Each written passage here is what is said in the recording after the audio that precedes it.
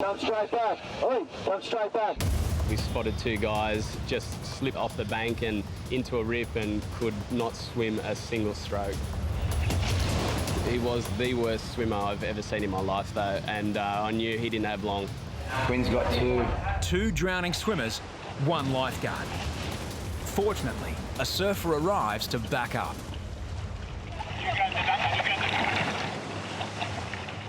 The man's face tells the story.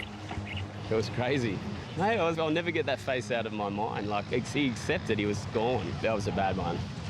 60 metres from shore, in pounding waves, Ashok from India has never been to a surf beach before and can barely swim.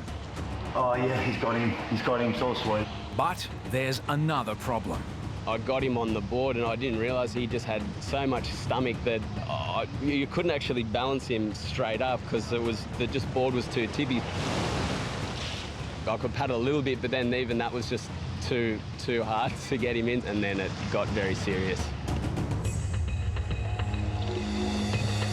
Quinn signals for a heavy-duty option. It was so hard to handle. I just called Mario on the ski and got him to come over and thought it would be easier to get him in on that. Give it to me, Quinn. No. But getting Ashok on the jet ski rescue mat also proves a challenge. Trying to lug him onto the mat was near impossible as well, so I just grabbed on and sort of hugged him onto the sled as best I could.